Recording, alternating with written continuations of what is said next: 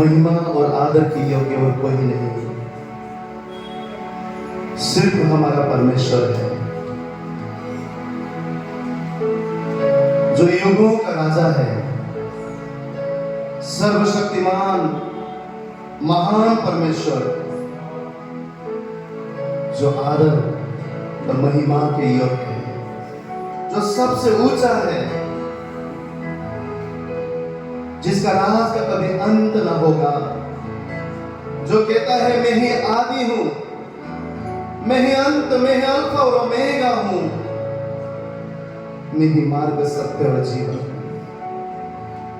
जो कहता है बिना मेरे द्वारा कोई पिता के पास नहीं पहुंच सकता। यहोवा सारा आदर के योग्य है, यीशु राजा सारी महिमा के योग्य है, पवित्र आत्मा स्तुति और प्रशंसा के योग्य है। इस सुबह हम इस पवित्र परमेश्वर को धन्य कहे, उसको ऊंचा उठाए, उस स्वर की ओर अपने हाथों को ऊंचा उठाएं जहां से सारी भली बातें हमारे जीवन में जुड़ती है। वही हमारे शरीर को, वही हमारे आत्मा को, हमारे मन को चंगा करने वाला परमेश्वर है, हमें रिहा और आजाद करने वाला परमेश्वर है। कोई नहीं है आदर के योग्य, बस एक तू खुदा। कोई नहीं है सिंहासन के योग्य, बस एक तू राजा। कोई नहीं है आदर के योग्य, बस एक तू खुदा।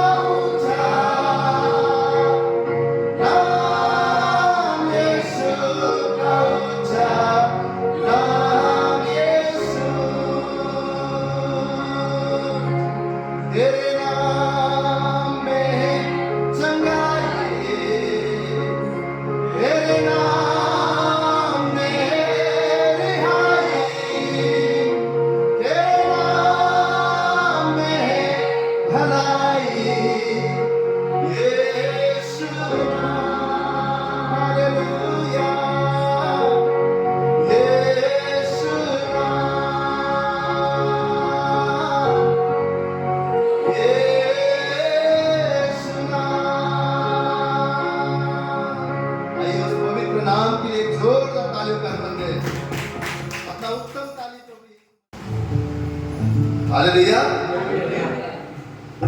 यीशु ने हम सबको छुड़ाया है। अगला गीत कहता है, सारे प्रकार के पापों से, शैतान की चालाकी से, जो हमारे ऊपर शैतान ने शिकंजा डाला हुआ था, जो उसने उस अनंत काल के नरक के लिए हमें चुन लिया था, लेकिन प्रभु यीशु मसीह आप मुझे छुड़ाने के लिए आए। आमीन।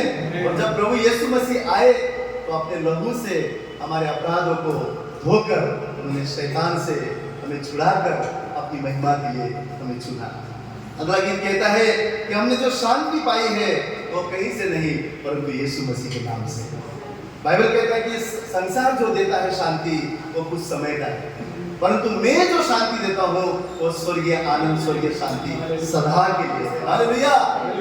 तो वो शांति हमें क्या करता है, जब हम इस संसार में रहते हुए दुख और क्लेश में रहते हैं, आंधी और तूफान के बीच में भी रहते हैं, तो भी वो समस्या और हालात आप और मुझे गिरा नहीं सकता, डरा नहीं सकता। क्यों? क्योंकि हमारे अंदर यीशु मसीह ने अपना शांति डाला हुआ है। आमीन। उसकी शांति के द्वारा हम सदा इस संसार में रहते हुए भी जयवंत से भी बढ़कर हैं। तो आइए अगला गीत यही कहता है कि यीशु ने हमें छुड़ाया है पापों के जाल से। तो आइए हम क्यों ना ऊंची आवाज में हमारे परमेश्वर की महिमा करें। ऐसा लहू जिसका कोई भी कीमत नहीं है, कोई प्राइस, कोई पैसा, कोई चीज उसको खरीद नहीं सकता है। अनमोल ऐसा लहू ने आप और मुझे खरीदा है, आप और मुझे चुना है, आप और मुझे साफ किया है। तो आइए हम उस परमेश्वर की महिमा करें, झूमते हुए, नाचते हुए इस गीत को गाए। यीशु ने हमें छुड़ाया है पापों के जाल से।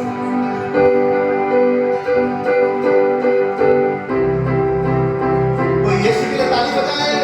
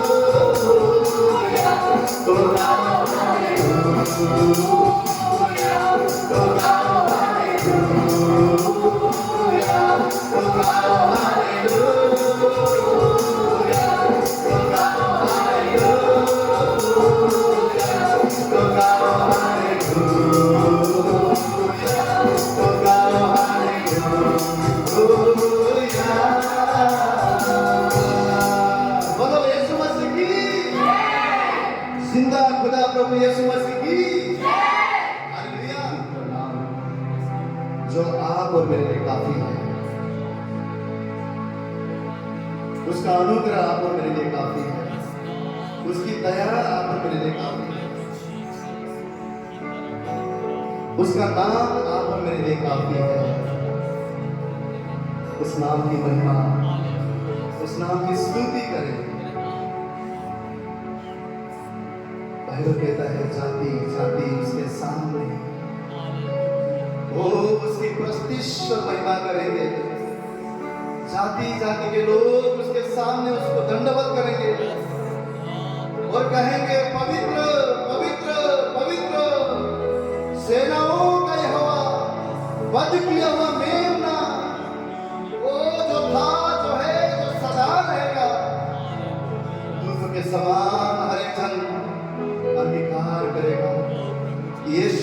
प्रभु है। हजार जुबान परमेश्वर की महिमा करेगा। तो आइए आप और मैं भी, जो हम उसके संतान हैं, उसकी तारीफ करें। जो शाह का शाह है, उसका मुकाबला कोई भी नहीं कर सकता। उसका राज सदा का है। आइए मिलकर उस परमेश्वर की स्तुति प्रशंसा करें। सारी सृष्टि पर तेरा अधिकार, तू राजा निराज है प्रभु। तुझसे जमीन, तुझसे आसमान, जग का तू मालिक प्रभु। सारी सृष्टि पर तेरा अधिकार, तू राजा निराज है प्रभु। तुझसे जमीन, तुझसे आसमान, जग का तू मालिक प्रभु। करते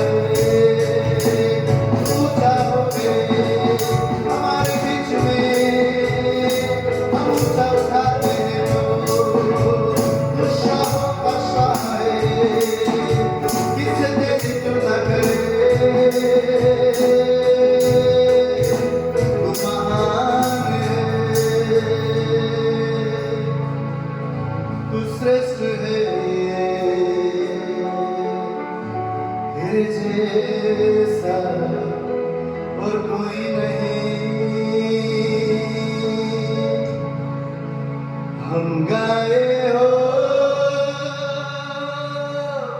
सना तू राजाओं का है राजा तेरी महिमा होवे सदा तू है प्रभु हमारा खुदा। सब लोग अपने हाथ में उठा कर खुदा को माने, वो हमारा राजा है। उसे कहे प्रभु तेरा राज मेरे जीवन में हो। यीशु तू मेरा प्रभु है, तेरी प्रभुता मेरे जीवन में हो स्वामी। उसे महिमा और आदर देते हुए वो उसके लिए होशाना गाए।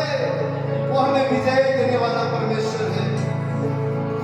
हम गाए हो सेना तू राजाओं का है राजा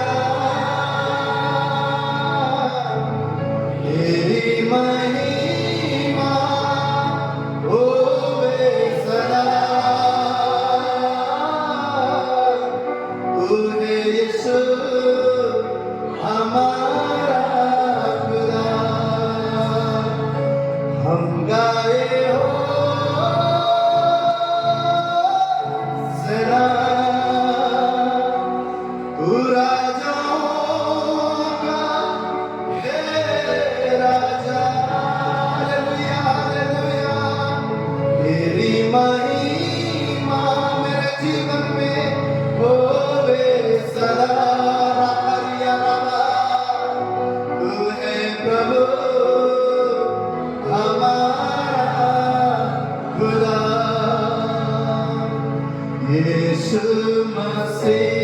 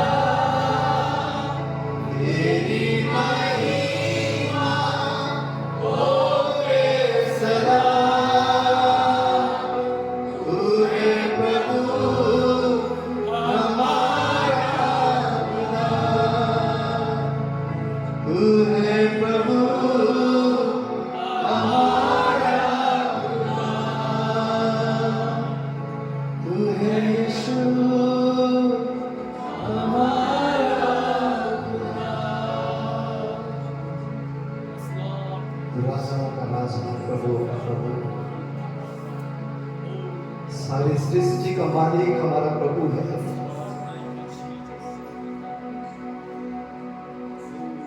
वो बादशाह हमारा राजा है, जिसने समुद्र को डुबाया, जिसने मरे हुए को जी उठाया, जिसने क्रूस पर अपने आप को देकर मौत और कब्र उसे रोक न सकी। वो जिंदा यीशु राजा हमारा प्रभु है। उसका नाम इमानुएल रखा गया, क्योंकि वो हमारे सदा संग रहने वाला परमेश्वर, जो कहता है संसार के अंत तक मैं तुम्हारे साथ हूं।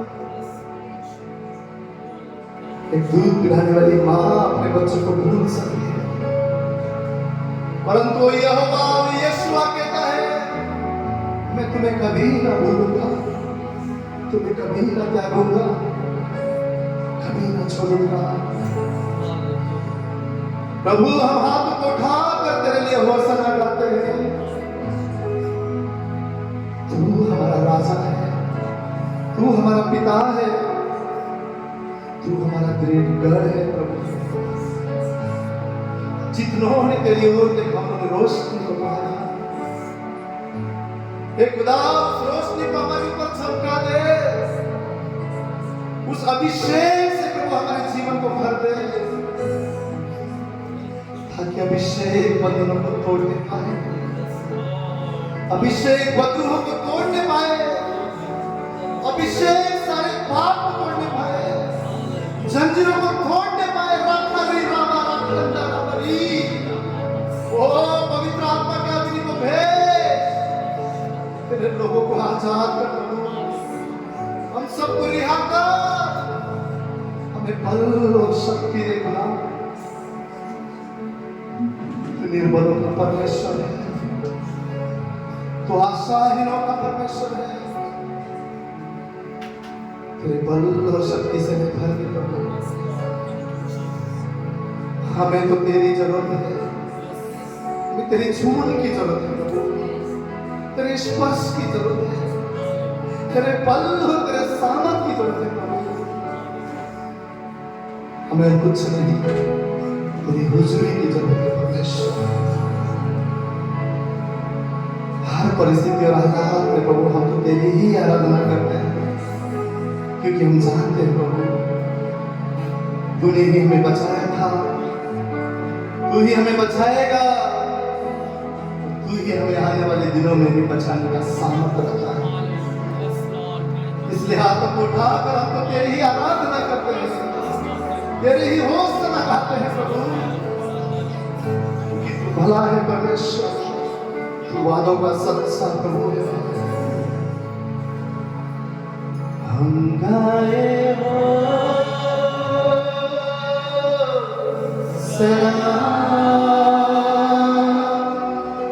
तू राजाओं का है राजा,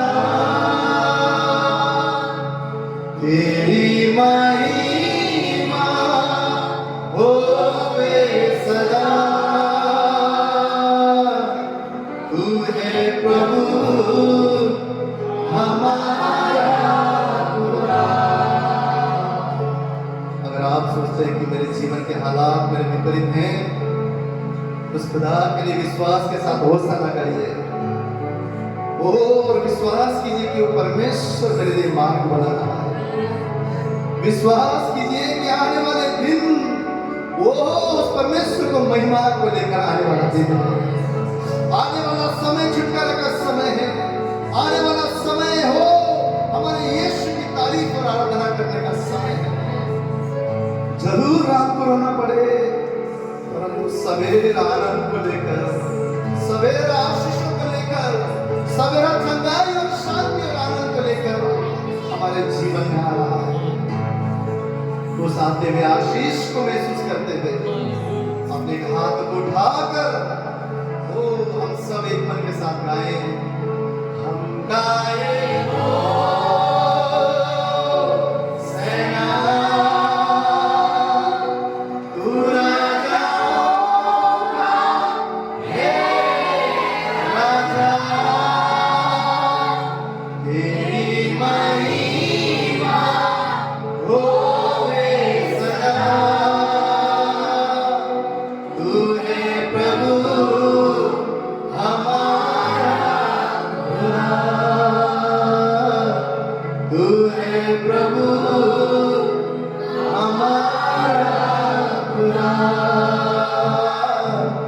तू है प्रभु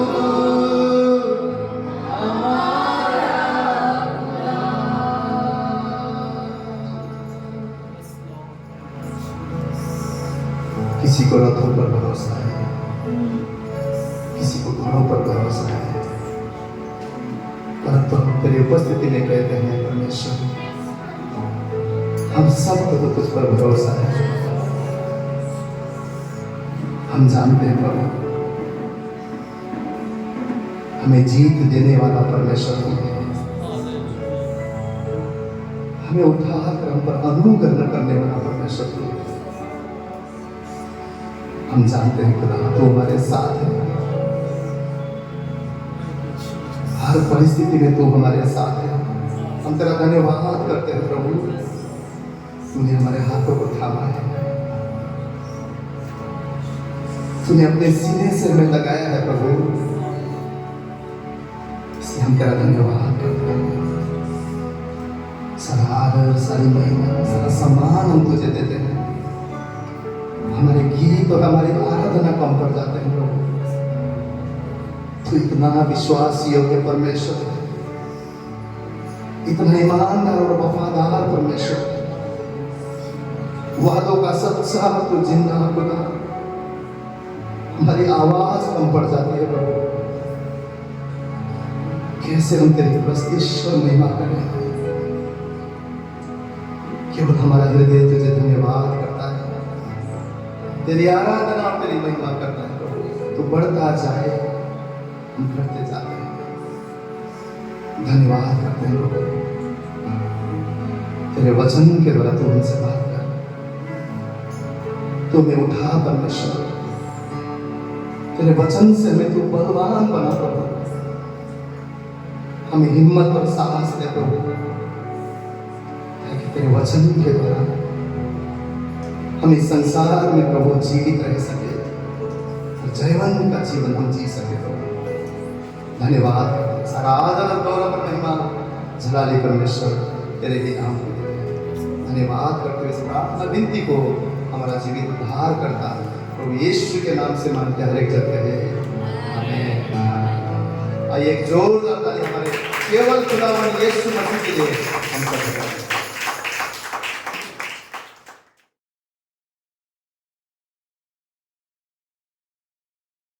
धन्यवाद की भेंट चढ़ाना उस परमेश्वर को भाता है और उसे हमारे बीच में ले आता है। आइए आज वो परमेश्वर हमसे क्या बात करना चाहता है। हर बार खुदा कुछ नई बातें हमसे कहता है, वही वचन होते हैं, वही पवित्र शास्त्र है, लेकिन हर बार उसमें परमेश्वर कुछ नया निकाल के हमें सुनाता है। खुद भी जब हम परमेश्वर का वचन पढ़ते हैं या जब लिखने बैठे तो अरे ये तो एक नया प्रकाशन आज परमेश्वर ने दिया। तो एक बार फिर हम परमेश्वर की उन्हीं बातों में से सीखेंगे कि खुदा आज हमसे क्या कहना चाहता है। आइए हम अपनी आंखों को बंद करें, उस खुदा की तरफ अपनी नजर को टिका लें और कहें प्रभु मैं सुनने को तैयार हूँ मेरे खुदा, तुम मुझसे बात कर आज। मैं तेरी हजूरी में आया हूँ खुदावन यीशु, बस एक ही कारण है पिता कि मैं तेरी सुन सकूं मेरे प्रभु। धन्यवाद देते हैं खुदावन यीशु कि इस योग्य तूने हमें किया है पिता, क्या जब हम तेरे पास आ सकते हैं प्रभु बड़े रियाव के साथ खुदावन यीशु, उस अनुग्रह के सिंहासन के पास हम आते हैं मेरे खुदावन यीशु। धन्यवाद देते हैं खुदा कि ये तेरी दया है प्रभु यीशु, ये तेरी कृपा है प्रभु यीशु कि तूने हम जैसों को चुन लिया मेरे खुदावन यीशु। एक बार फिर हम मांगते हैं पिता होने दे प्रभु यीशु, हमसे बात कर मेरे खुदा, ऐसी बातें प्रभु जो हमारे ऊपर प्रकट हो प्रभु जी, तो हमारे जीवन में फल लेकर आए प्रभु यीशु। ये यूं ही ना चली जाए प्रभु यीशु, पर होने दे खुदा सूखी भूमि में प्रभु जी आज मेह बरसे मेरे खुदा यीशु, ताकि पिता परमेश्वर हमारे अंदर ये अधिकाई से बस जाए प्रभु जी, और इसके अनुसार ना सिर्फ हम चले प्रभु यीशु, लेकिन अपने जीवन में फल लाए और हमारा फल बना रहे प्रभु, और तेरे राज्य के लिए भी हम फल लाने वाले ठहरे खुदा यीशु। अपने आप को आपके हाथों में सौंप देते हुए मेरे खुदा यीशु, आप ही बात कीजिए प्रभु जी, अपने पात्र का इस्तेमाल कीजिए खुदा, आप बढ़ते जाएं प्रभु यीशु, मैं घटते जाऊं खुदावन यीशु, इस मुख में प्रभु यीशु आत्मा के शब्द कार्य करने पाए प्रभु यीशु। धन्यवाद देते हैं खुदा, सारा आदर महिमा गौरव आपके नाम को देते हैं और इस दुआ को यीशु मसीह के सामर्थी नाम से मांग लेते हैं, आमीन आमीन। तो ही हमारा खुदा है। कितनी अद्भुत बात है कि उस परमेश्वर ने, सर्वशक्तिमान परमेश्वर ने, सर्वव्यापी परमेश्वर ने, जो एकमात्र अधिपति है, उसने हमें ये हक दिया कि हम उसे अब्बा पिता कह सकते हैं, हम उसे पुकार सकते हैं। हम कौन हैं? अगर हम कई बार अपने जीवन में देखें तो हम कौन हैं? कोई ऐसे काम नहीं होंगे अच्छे हमारे जो हमने किए और हमने उस परमेश्वर को खुश कर दिया हो। या हम कहें मेरी पढ़ाई लिखाई, मेरा अच्छा रहना सहना, मेरी अच्छी कुछ ऐसी बातें जिससे परमेश्वर मुझे चुन लिया उसने। हमारी कोई ऐसी खूबी नहीं है। खुदा भी कहता है कि मैंने तुम्हें चुन लिया। क्यों प्रभु? तूने हमें क्या देखा? तूने हमें क्यों चुन लिया? कौन है हम? यही क्वेश्चन पवित्र शास्त्र में एक व्यक्ति जब उसे परमेश्वर कहता है कि मैंने तुझे चुना है कि तू जा और इस्राएलियों को बचा ले, तो वो क्या कहता है? मैं कौन हूँ? मैं कौन हूँ प्रभु कि तू मुझे कह रहे जा और जाके फिरौन के सामने खड़ा हो जा। आइए आज हम देखेंगे परमेश्वर के वचन से कि परमेश्वर हमें क्या बता रहा है, हम कौन हैं। हम कौन हैं? आइए हम सब निकालेंगे निर्गमन की पुस्तक उसका 3रा अध्याय। यहाँ पर हम सब जानते हैं कि परमेश्वर मूसा को दर्शन देते हैं, वो जलती हुई झाड़ी देखता है। एक्सोडस की पुस्तक 3rd चैप्टर, निर्गमन उसका 3रा अध्याय। यहाँ जब परमेश्वर उसके साथ, मूसा के साथ इनकाउंटर करते हैं, तो उसे कहते हैं कि मैंने इस्राएलियों को बचाने के लिए मैं तुझे भेजूंगा फिरौन के पास, कि तू फिरौन के पास जाना और अपने साथियों को, अपने इस्राएली भाइयों को वहां से छुड़ा के बाहर लाना। ये हम पढ़ते हैं, अगर हम निकालें निर्गमन की पुस्तक उसका 3रा अध्याय 10वें वचन में लिखा है, इसलिए अब मैं तुझे फिरौन के पास भेजता हूँ कि तू मेरी इस्राएली प्रजा को मिस्र से निकाल ले आए। 11वां वचन कहता है, परंतु मूसा ने परमेश्वर से कहा, मैं कौन हूँ जो फिरौन के पास जाऊँ और इस्राएलियों को मिस्र से निकाल ले आऊँ। वो अपनी ताकत को जानता है, मैं कौन हूँ। हमारे पास भी कई बार यही होता है, हम कहते हैं हमारी क्या पहचान है, हम कौन है भाई जो उस राजा के सामने जाके खड़े हो जाए। मैं कौन हूँ? परमेश्वर उसे जवाब देता है। 12वां वचन कहता है, उसने कहा, निश्चय मैं तेरे संग रहूंगा, निश्चय मैं तेरे संग रहूंगा, और इस बात का कि तेरा भेजने वाला मैं हूँ, तेरे लिए यह चिन्ह होगा कि जब तू उन लोगों को मिस्र से निकाल चुके तब तुम इसी पहाड़ पर परमेश्वर की उपासना करोगे। क्या चिन्ह दे रहा है परमेश्वर?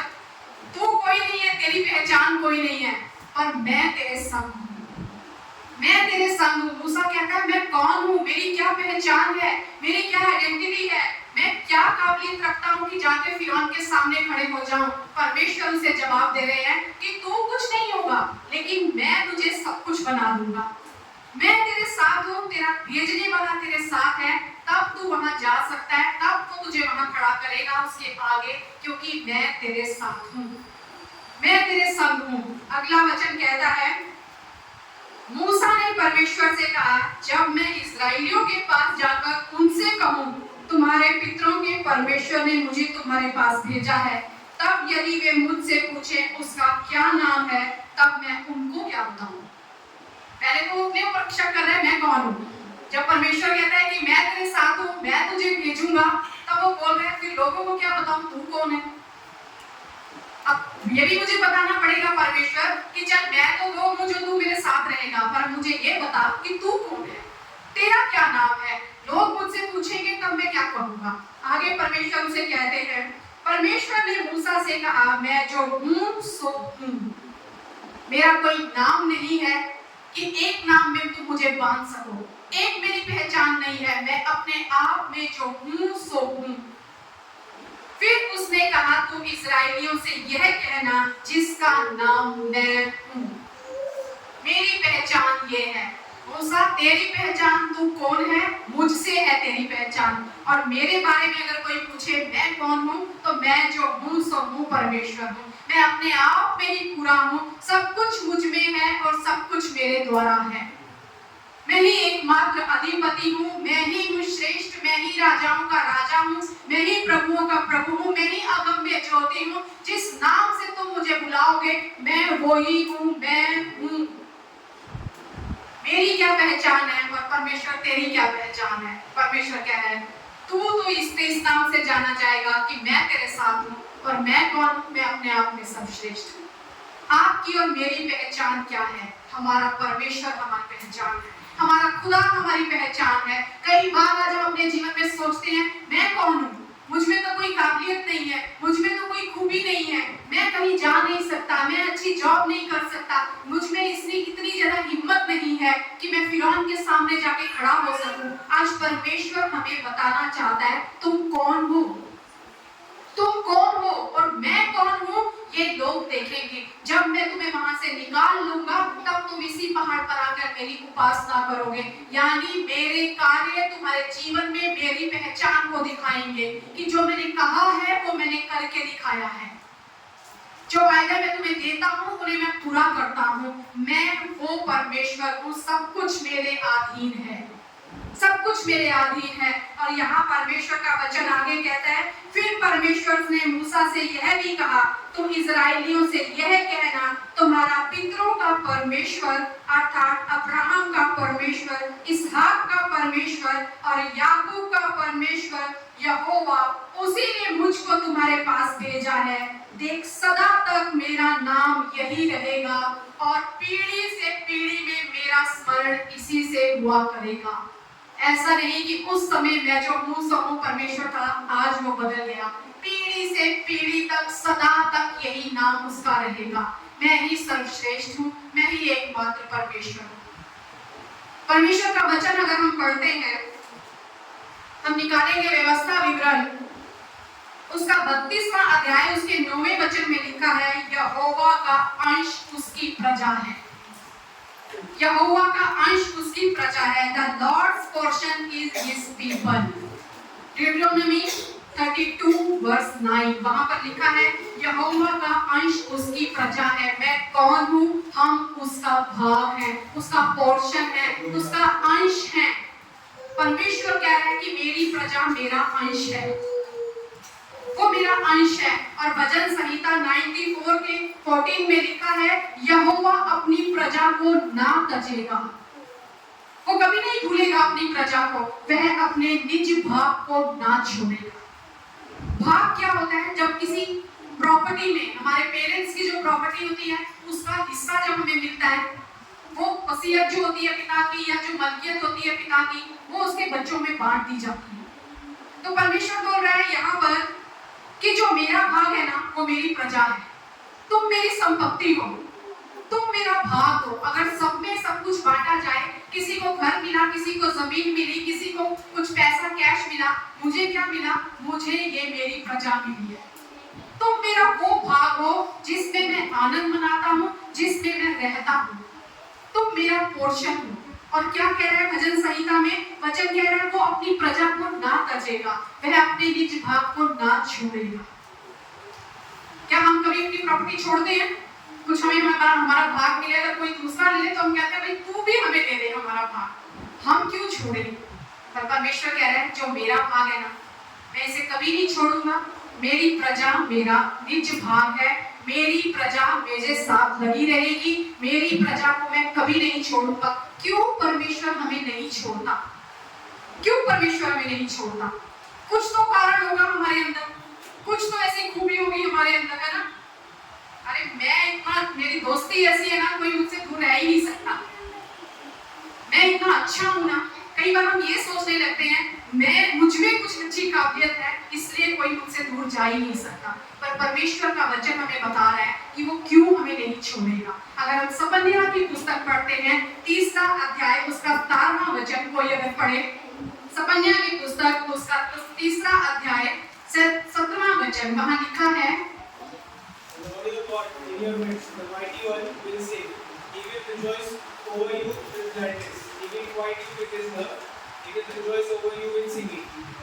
क्या कह रहा है वचन हिंदी में? तेरा परमेश्वर यहोवा तेरे बीच में है, वह उद्धार करने में पराक्रमी है, वह तेरे कारण आनंद से मगन होगा और वह अपने प्रेम के मारे चुपका रहेगा, फिर ऊंचे स्वर से गाता हुआ तेरे कारण मगन।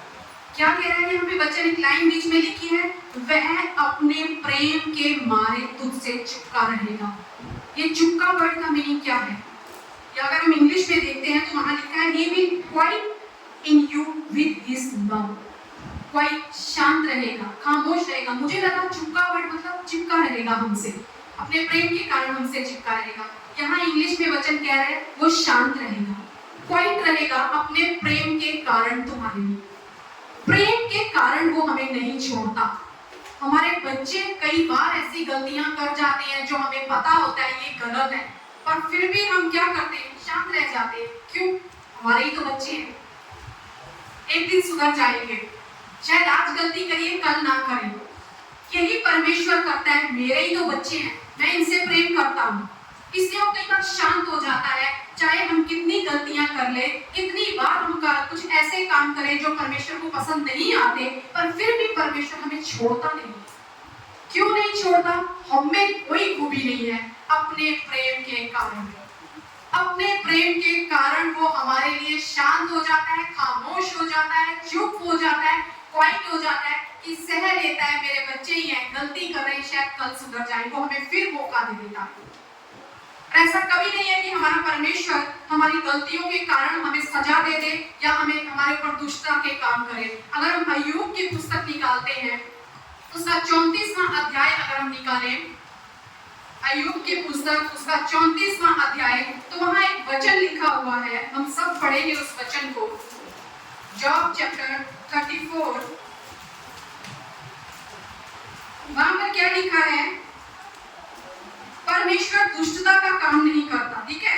इसलिए हे समझ वालों मेरी सुनो। 10वां वचन कहता है, यह संभव नहीं कि परमेश्वर दुष्टता का काम करे और सर्वशक्तिमान बुराई करे।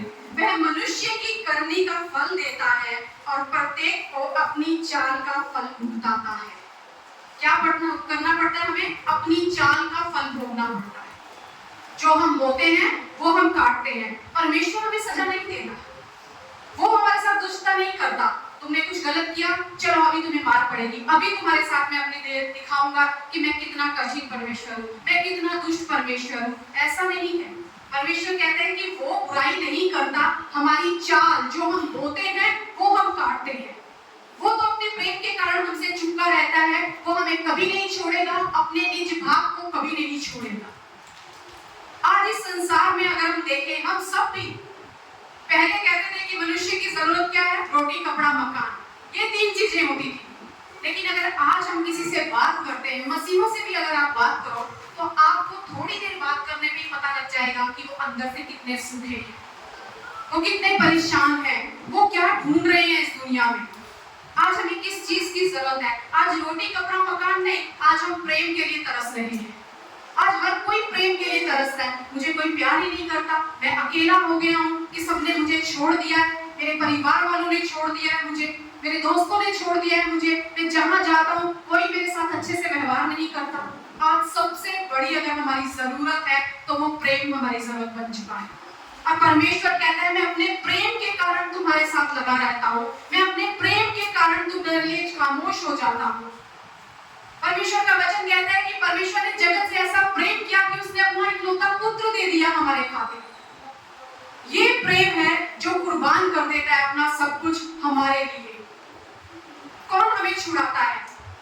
वो परमेश्वर जिसने अपना पुत्र हमारे लिए दे दिया। वो कहता है, मैंने ऐसा प्रेम तुमसे रखा है, ऐसा प्रेम रखा कि मेरी जो सबसे कीमती चीज थी ना, मैंने अपना पुत्र स्वर्ग से धरती पर भेज दिया ताकि इनको कोई सजा ना मिले, इनको कोई कष्ट ना हो, इनको मौत की सजा ना सहनी पड़े।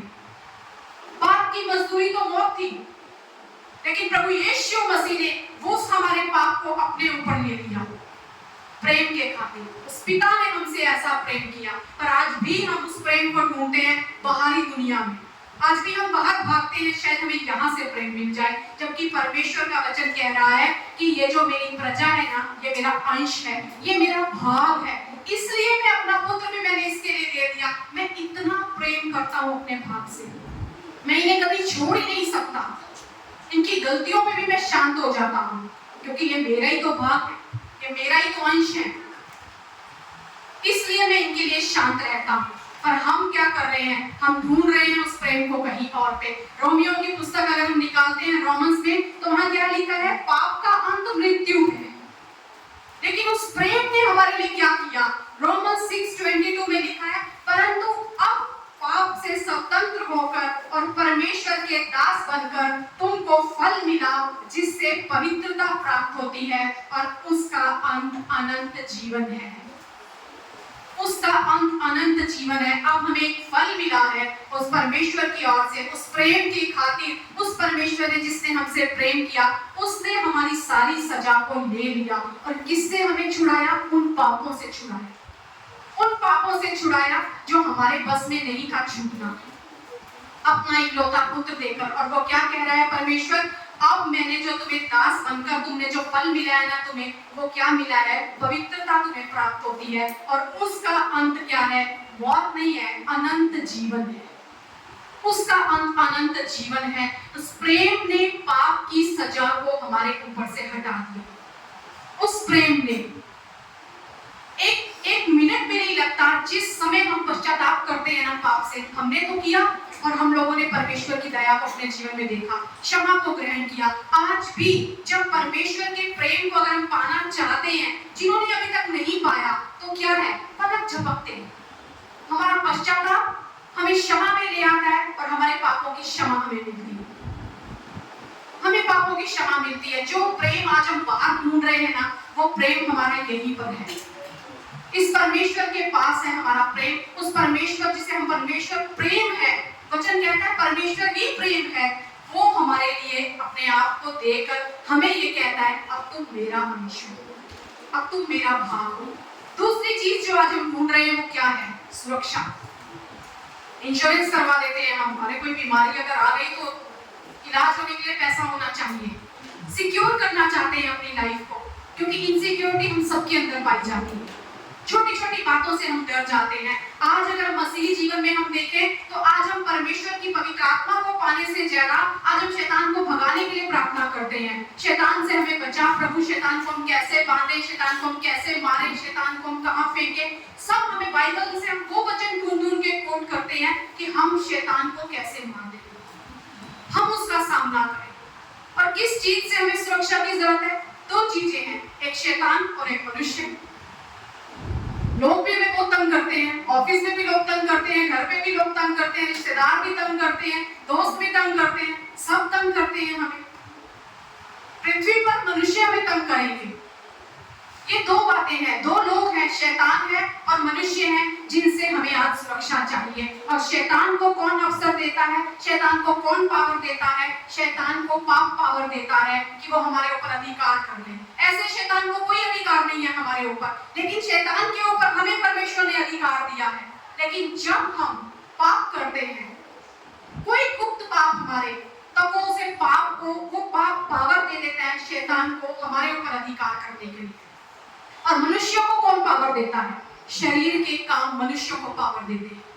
नफरत, जलन, कड़वाहट, द्वेष, विरोध, घृणा, ये सारी बातें हैं, ये मनुष्यों के द्वारा की जाती हैं हमारे जीवन में। हम भी अगर जलन रखते हैं, कड़वाहट रखते हैं, द्वेष करते हैं, किसी की बढ़ाई देखकर हमें जलन होती है, तो क्या होता है?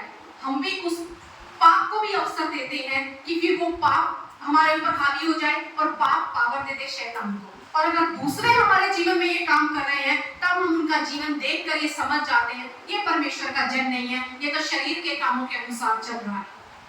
अगर ये दूसरों की तरक्की बर्दाश्त नहीं कर सकता, इसका मतलब ये शरीर के कामों में चल रहा है। अगर इसे छोटी सी बात पर क्रोध आ जाता है, इसका मतलब ये परमेश्वर का प्रेम नहीं जानता, ये शरीर के अनुसार काम कर रहा है।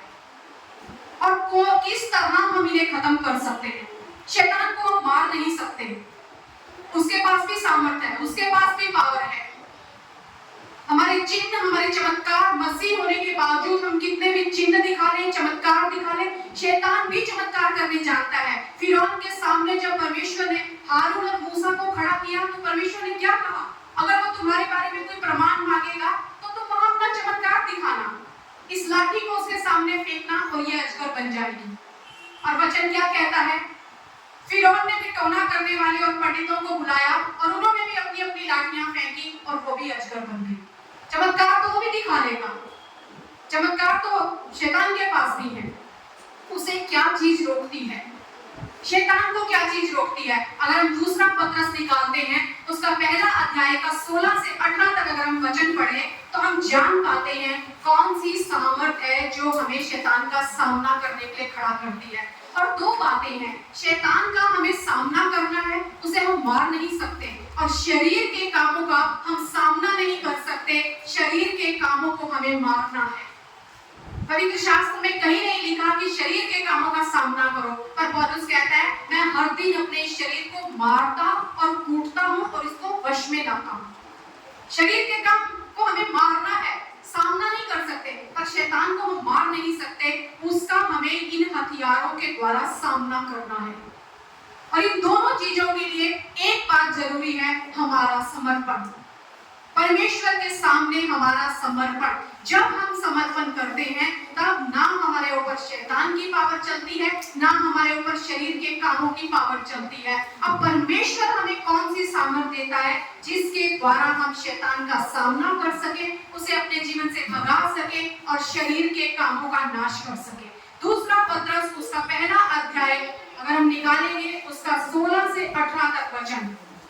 क्योंकि जब हमने तुम्हें अपने प्रभु यीशु मसीह की सामर्थ का और आगमन का समाचार दिया था तो वह चतुराई से गढ़ी हुई कहानियों का अनुकरण नहीं था, वरन हमने आप ही उसके प्रताप को देखा था, क्योंकि जब उसने परमेश्वर पिता से आदर और महिमा पाई और उस प्रताप में महिमा से ये वाणी आई, यह मेरा प्रिय पुत्र है जिससे मैं प्रसन्न हूँ। तब हम उसके साथ पवित्र पहाड़ पर थे और स्वर्ग से यह वाणी आते हुए सुनी। क्या कह रहे हैं यहाँ पर पतरस कि जब उसने पिता परमेश्वर, कह रहा है हमने प्रभु यीशु मसीह की सामर्थ का, उसके आगमन का समाचार दिया था। वो कोई चतुराई से गढ़ी हुई कहानियां नहीं थी, उनका अनुकरण नहीं किया था, वरन हमने आप ही उसके प्रताप को देखा था। कहाँ देखा था? उन्होंने पहाड़ पर देखा था। जब वो यीशु मसीह के साथ प्रार्थना कर रहे थे, जब वहां पहाड़ पर जाते हैं, यीशु का रूपांतरण उन्होंने देखा था। वो कहते हैं हमने वो देखा था, हम गवाह हैं। हमने ये हम पढ़ सकते हैं लूका की पुस्तक के 9वें अध्याय के 28वें वचन में, वहां लिखा हुआ है। देखिए जब वह प्रार्थना कर ही रहा था तो उसके चेहरे का रूप बदल गया और उसका वस्त्र श्वेत होकर चमकने लगा। और देखो मूसा और एलिया ये दो पुरुष उसके साथ बातें करते रहे थे। ये महिमा सहित दिखाई दी है और उसके मरने की चर्चा कर रहे थे। हमने देखा, हमने सुना। वो कह रहे हैं हमने देखा भी है, हमने सुना भी है। फिर वो आगे क्या कहता है? 7वें वचन में क्या लिखा है? जब उसने परमेश्वर पिता से आदर और महिमा पाई और उस प्रताप में महिमा में से यह वाणी आई, यह मेरा प्रिय पुत्र है जिससे मैं प्रसन्न हूँ। तब हम उसके साथ पवित्र पहाड़ पर थे और स्वर्ग से यही वाणी आते सुनी। कब कहा था ये मेरा प्रिय पुत्र है? 2 बार कहा गया है। जब प्रभु यीशु मसीह ने बपतिस्मा लिया उस समय भी परमेश्वर ने वहां से कहा, स्वर्ग खुल गया, पवित्र आत्मा का पुत्र भी नहीं उतरा और परमेश्वर पिता ने कहा ये मेरा प्रिय पुत्र है। और यहाँ भी वो कह रहा है, जब पहाड़ पर कह रहा है ये मेरा प्रिय पुत्र है, परमेश्वर की हमने वो आवाज सुनी है, हमने वो महिमा देखी है, हम गवाह हैं। पर उसके बाद वो क्या कह रहा है? हमारे पास जो भविष्यवक्ताओं का वचन है वह इस घटना से दृढ़ ठहरना है। पर इससे भी जो बात सामर्थी है ना, इससे भी जो बात दृढ़ है वो है परमेश्वर का वचन। चिन्ह चमत्कार हमने देखे, हमने सुने, पर उससे भी जो सामर्थी है ना वो परमेश्वर का वचन है। उस वचन के द्वारा हम शैतान का सामना कर सकते हैं। प्रभु यीशु मसीह के बारे में लिखा है कि जब वो 40 दिन की प्रार्थना के बाद आए, परखने वाला उनके सामने आया। उससे ऊपर ही उस वचन से अगर हम थोड़ा ऊपर ही देखते हैं तभी परमेश्वर पिता की यह आवाज आई थी, ये मेरा प्रिय पुत्र है। और शैतान आकर क्या बोलता है? यदि तू परमेश्वर का पुत्र है तो चल इन पत्थरों को बोल रोटियां बन जाए। जब सबने सुना तो क्या शैतान ने नहीं सुना? किस चीज से वो डरता है, किस चीज से वो भागता है? ना हमारे चिन्ह से, ना हमारे चमत्कारों से, ना हमारे अनुभवों से, ना हम कितने पुराने हैं, ना हम कौन पास्टर हैं, पास्टर के बच्चे हैं, या हम कलीसिया में एल्डर हैं। कोई चीज शैतान को भगा नहीं सकती। अगर कोई चीज भगा सकती है तो वो है परमेश्वर का वचन। वो कहते हैं ये 2-धारी तलवार है, 2-धारी तलवार है जो आत्मा के द्वारा जब हम लड़ाई करते हैं हम उस शैतान का सामना करते हैं, हम पाप से बचे रहते हैं। जब ये वचन हमारे अंदर अधिकारी से बसता है, अपने आप आत्मा प्रबल होता जाता है, शरीर के काम मरते जाते हैं। शरीर के कामों को हमें मारना है और उस शैतान का सामना करना है। सुरक्षा हमें देने के लिए परमेश्वर तैयार है। वो कहता है मेरा वचन तुम्हारे लिए काफी है, तुम्हारे जीवित रहने का ये कारण है, तुम्हारे चंगे रहने का ये कारण है। इसे कभी इग्नोर मत करो, इसे अपनी आंखों से ओट ना होने दो, पर दिन रात इस पर मनन करो, दिन रात इस पर मनन करो। ये तुम्हारी ताकत है।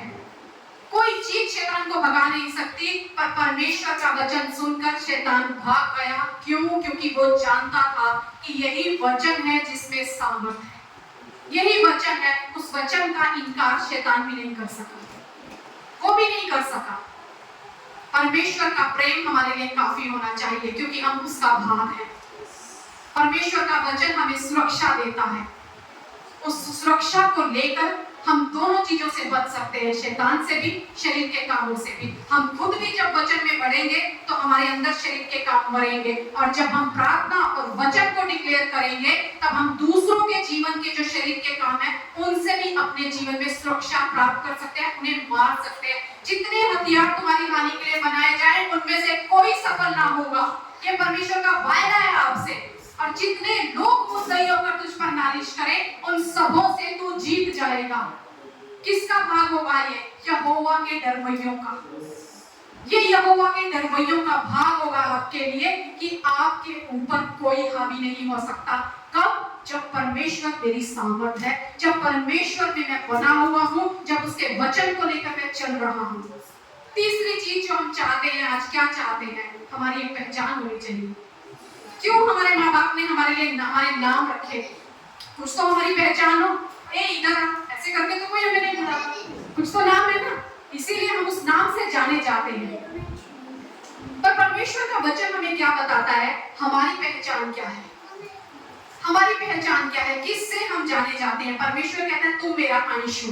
और अगर हम एक वचन निकालते हैं तो वहां पर क्या लिखा हुआ है, वो वचन हमें हमारी पहचान बता रहा है। अगर हम निकालें भजन संहिता Psalm 73 वर्स 26, इसमें लिखा है मेरे हृदय और मन दोनों तो हार गए हैं।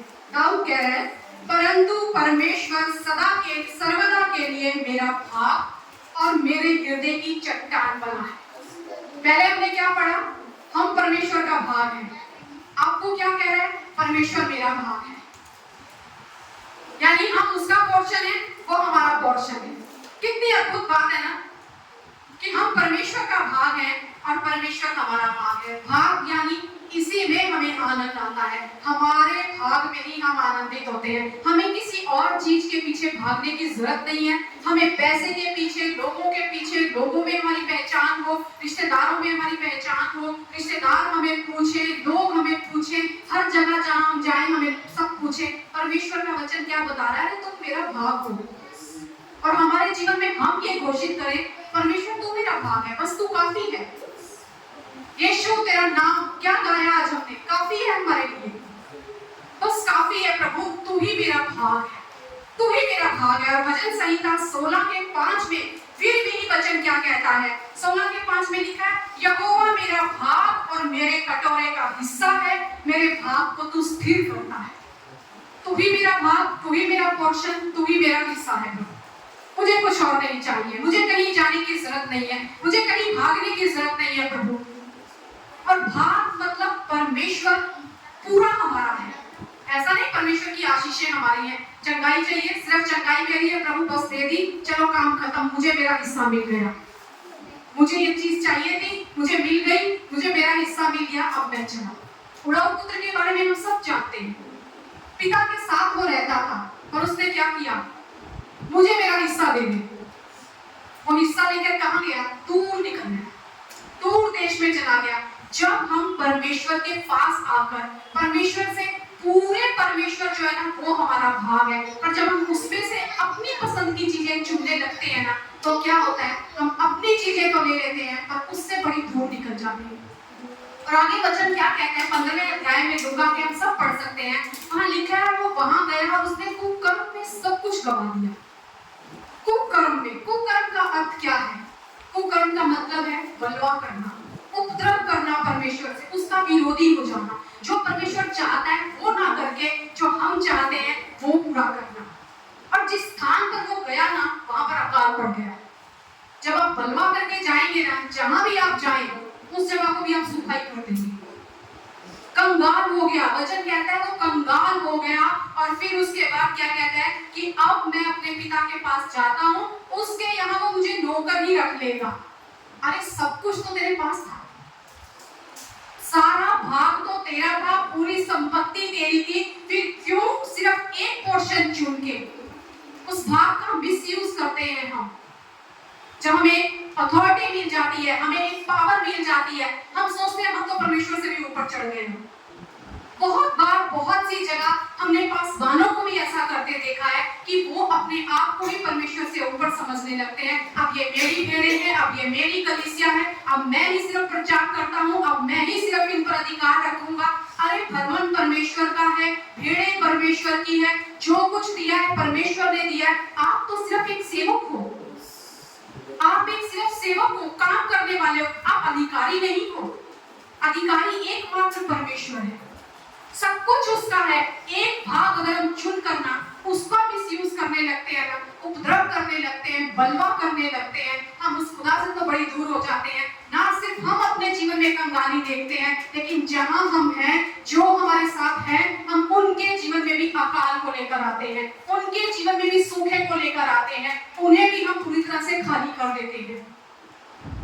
नौमी के बारे में हम सब जानते हैं, बेथलेहम में रहती थी, बेथलेहम में रोटी खत्म हुई, मोआब को चली गई।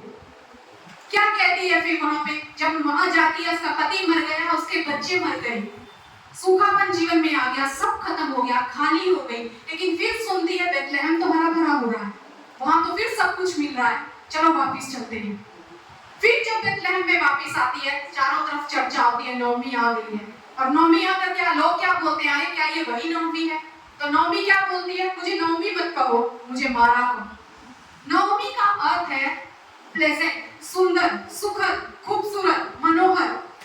और वो कहती है मुझे मारा कहो, दुखी हूं मैं, सौरवफुल हूं, कड़वाहट से भरी हुई हूं।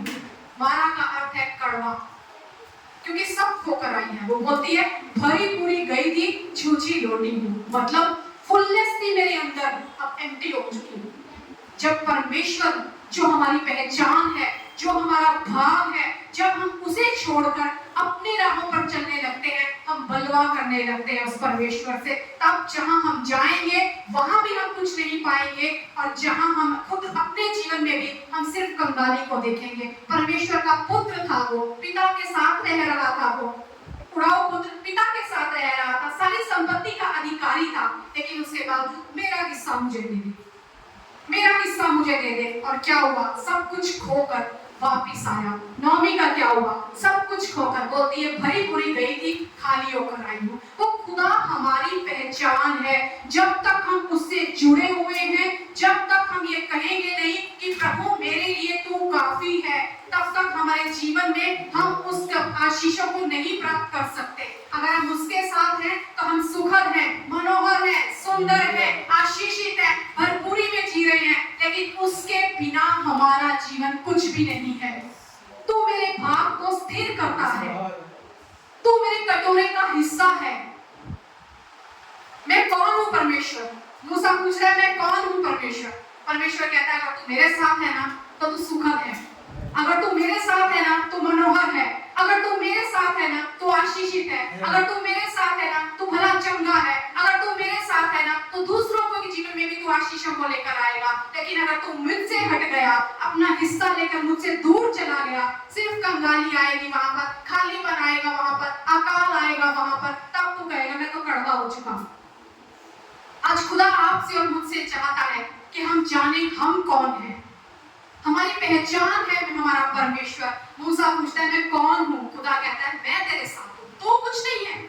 यही बात तो पौलुस कह रहा है, मैं खुद से कुछ नहीं कर सकता, पर जो मुझे सामर्थ देता है उसमें मैं सब कुछ कर सकता हूँ। जो मुझे सामर्थ देता है, मैं कौन हूँ? आज से अपने इस क्वेश्चन को अगर ये आता है ना आपके अंदर, मैं कौन हूँ, तो कहिए मैं उस खुदा की संतान हूँ, मैं उसका भाग हूँ, मैं उसका निज अंश हूँ, और वो मुझसे प्रेम प्रेम करता है, मुझे कभी नहीं छोड़ेगा, मुझे कभी नहीं तजेगा। वो सर्वदा मेरे साथ है और मेरे लिए भी वही मेरी संपत्ति है, वही मेरी संपत्ति है। मुझे कहीं दौड़ने की जरूरत नहीं है, मुझे किसी शैतान के पीछे भागने की जरूरत नहीं है, मुझे तो समर्पण करने की जरूरत है। जब मैं समर्पण करता हूँ, मेरा खुदा मुझे सामर्थ से भरता है, मैं शैतान का सामना करता हूँ, मैं शरीर के कामों का नाश करता हूँ और मैं यीशु के नाम से कहता हूँ, मैं जयवंत से बढ़कर। आमीन। क्या आप प्रार्थना करने के लिए तैयार हैं? तो आइए आज हम एक मन के साथ अपनी आंखों को बंद करें और जो नई पहचान हमारे खुदा में आज हमने जानी है, हम उस खुदा से कहें, प्रभु यीशु तू काफी है मेरे लिए, मेरे खुदावंद यीशु। धन्यवाद पिता परमेश्वर, धन्यवाद खुदावंद यीशु। आदर महिमा गौरव जलाल तेरे नाम को देते हैं मेरे खुदा। तो एकमात्र परमेश्वर है प्रभु यीशु, प्रेमी परमेश्वर खुदा। तू कहते हैं कि मैंने तुमसे प्रेम किया है, तूने हमसे प्रेम किया प्रभु यीशु। आज तू हमारी संपत्ति है मेरा खुदावंद यीशु, आज तू हमारा भाग है प्रभु यीशु। हम तेरे हैं प्रभु यीशु और तू मेरा है मेरे खुदावंद यीशु। आज हम कहते हैं पिता तू काफी है हमारे लिए मेरे खुदावंद यीशु। धन्यवाद देते हैं प्रभु जी, हम छोड़े नहीं गए पिता परमेश्वर, हम त्यागे नहीं गए मेरे खुदावंद यीशु, हम किसी बीमारी के नहीं प्रभु यीशु, हम शैतान का शिकारी नहीं प्रभु यीशु। आज तो हम तेरे हैं मेरे खुदावंद यीशु, तेरा अधिकार हम पर है मेरे खुदावंद यीशु, तेरी सामर्थ हम पर है मेरे खुदावंद यीशु। तू कहता है कि मैंने तुमसे प्रेम किया है, मैंने तुम्हें जीत लिया है प्रभु। आज हम तेरी भेड़े हैं मेरे खुदावंद यीशु, आज हम तेरी भेड़े हैं मेरे प्रभु यीशु। धन्यवाद देते हैं खुदा कि तू हमें एक मां की तरह संभालता है प्रभु यीशु, अपनी आंखों की पुतली के जैसे तू हमें संभालता है मेरे खुदावंद यीशु। तू कहता है जन्म करने वाली मां तुम्हें भूल सकती है पर मैं तुम्हें कभी ना भूलूंगा, मैं अपनी प्रजा को कभी ना तजूंगा, मैं अपने बाप को कभी ना छोड़ूंगा प्रभु। हम धन्यवाद देते हैं मेरे खुदावंद यीशु, तुझसे ही हमारी पहचान है मेरे प्रभु, तुझसे ही हमारी पहचान है मेरे यीशु। तू है तो हम है मेरे खुदावंद यीशु, तू है तो हम है मेरे खुदावंद यीशु। धन्यवाद देते हैं मेरे राजा, धन्यवाद देते हैं इस समय के लिए, इस संगति के लिए, आपके आए हुए सारे बच्चों के लिए मेरे खुदावंद यीशु। हर एक पर अपनी आशीष और अपनी बरकत रख मेरे खुदा। सदा तेरा प्रेम प्रभु यीशु हम पर बहता रहे मेरे खुदावंद यीशु, सदा तेरा प्रेम प्रभु यीशु हम पर बहता रहे प्रभु जी। और तेरे वचन को प्रभु यीशु जो सबसे दृढ़ है खुदा, उसे थाम कर हम तेरे पीछे बोले मेरे खुदा यीशु। धन्यवाद देते हैं पिता, धन्यवाद देते हैं, सारी महिमा आदर गौरव आपके नाम को देते हैं और इस दुआ को यीशु मसीह के सामर्थी नाम से मांग लेते हैं। आमीन। आइए जोरदार तालियों